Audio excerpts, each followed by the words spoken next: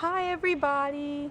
So here I am today. It's very sunny out. I thought I'd shoot a video for you guys outside because it's so nice. I tried shooting this earlier at like 10 in the morning and it's like 2 o'clock now. It was very cloudy and every time I was trying to shoot it just didn't look right. It just looked like I was sitting in like gloom and doom, and I didn't want that because I'm looking like a flower child today. So no gloom and doom for flower child. Yes, as you guys can see, I was very matchy today with the white flowers on my chiffon top and white flowers in my hair.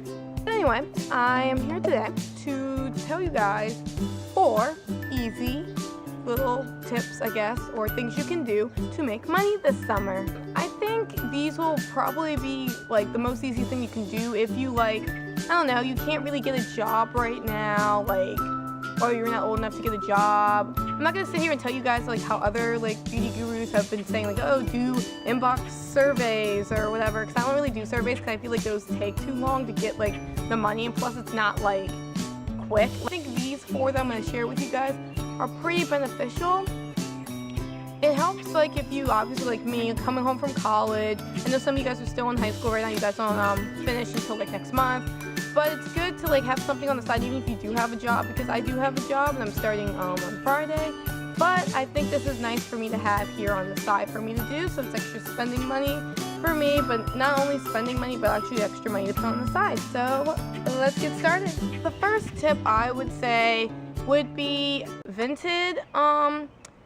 I actually talked about this site last summer, so I will link down below like a walkthrough. It's basically an app and a website, so I'll link that down below on how that works. Long story short, that it's a site where you can basically sell all your clothes.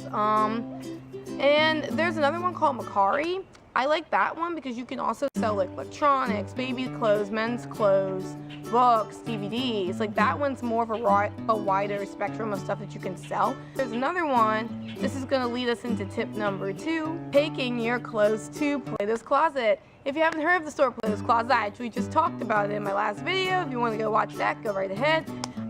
Basically that's actually a way you can make quick cash. Like that one, they give you cash on the spot when you go. You just take your bin of clothes. They take stuff. I actually used to work here last year, but I had to quit due to commutes. But they take your clothes, and it has to be, you bought it within 1 or 2 years, and it's still like trendy and recent kind of stuff. Like they take stuff like this, you know, like this kind of trendy stuff and like trendy like brand names and whatever that like teens and young adults wear, and they give you about 50% of what they're going to sell it for. So let's say they're going to sell the shirt for like $12 and you get 6, so etc., like how that works. I actually went to that Play-This Closet you guys saw in the vlog, and I got $52 from there. But another fun tip, because yesterday I went to another Play-This Closet in my area, so fun tip, take those clothes that didn't sell at the first Play-This Closet and go to another one in your area, because you'll be surprised. Like, you never know what else they could take. I've never done that before, doing 2 locations like before with the same stuff, but they took $16, so you know, that's like close to $70 that I got from just taking my clothes to 2 different locations. So it's easy as that. If you don't have a car, maybe ask your parents or your friends like to take you there briefly. It's like an easy way to make money. They usually at least take 1 thing that you bring, so it doesn't hurt. And I guess the third tip would be, if you're good at something, there's yard sale craft shows. I make woven garments. I talk about it a lot and I haven't shown it, but I will show it. I'm actually working on something right now in my house right now that I'm going to sell on my page. And oh, shameless promotion, if you want to follow my Facebook page, it's wovenspectrums.com. well, facebook.com/wovenspectrums. It's my own little page where I make my woven garments from school, and I'm also dyeing fabrics and doing tie-dye, so if you want to check that out, go right ahead. I also sell stuff on there, but other than that, what I'm saying is basically if you're good at making something, even if it's like knitting or like you know, those little rubber bands like looming, and like, you know, if you're good at making something that people would like even if it's something little, like coasters or like beaded necklaces or jewelry, like anything. Like, look, I actually got this good idea that my friend, she showed me, like, looking at local craft shows in your area. Just go on Facebook and look up, or anything, like Google, if you don't even have Facebook.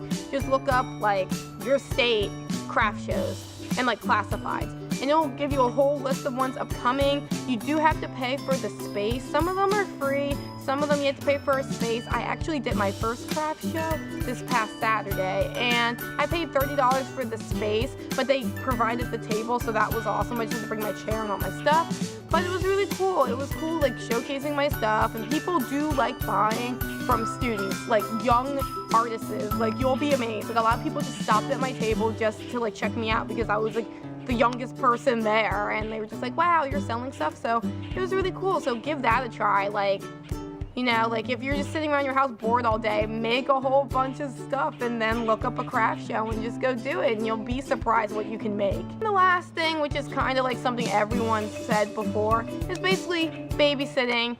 It's pretty easy. I mean, if you're not certified, that's fine. As long as you're not like, I don't know, like you could look either, I'd say the best way is to ask relatives, friends of families who have like younger kids. It's not hard to watch. Like, obviously, I would think you'd need to be certified if you're watching like an infant between like the ages of like a couple months and like 1. But it's pretty easy to watch like toddlers and kids like in their like ages like 6 to 10. Like, just keep them occupied and like watch like movies with them, read books, play games, and that's probably an easy way. And parents will pay because in the summer for childcare, and since kids are out of school right now, it's hard to find like a daycare, and especially if they do find a daycare, they usually charge a lot of money for like keeping your kids there all like day from like 9 to 4. Just ask your parents first before you do this. I mean, if you have a car and you're a teenager and you can drive to their house and do it, and plus also be safe about this. Like, if it's someone you don't know and like you looked up and maybe you signed up through like care.com or looked on like Craigslist or something for this kind of thing, make sure like you meet the person in a public place and like everything's cool, because you don't want to get into any kind of trouble. Yeah, that's actually just something that you can do. Like, just watch like TV with them all day, and the parents will probably pay you like $10 to $15 an hour, because that's a lot cheaper than what they're going to pay for the daycare. Also, as a mini last tip, this was actually my little money jar that I had for saving for California. But since I went to California, there is no point for it anymore. But I do still use it. I do still do the putting $1 away each time you have a dollar bill like in your wallet. Just throw it away.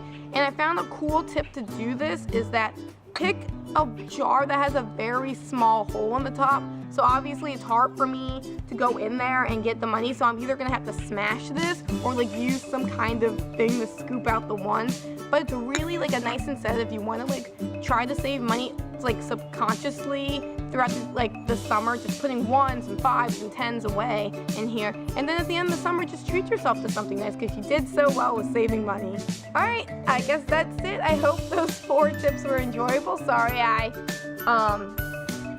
blasted through them really quickly, but you know, it's as easy as that. Just get out there and like be crafty, and if you're not crafty, just take your clothes somewhere, find a babysitting job. It's like good, especially if you do the babysitting job, take them outside, enjoy the summer, enjoy the great weather. Alright, I'll see you guys later.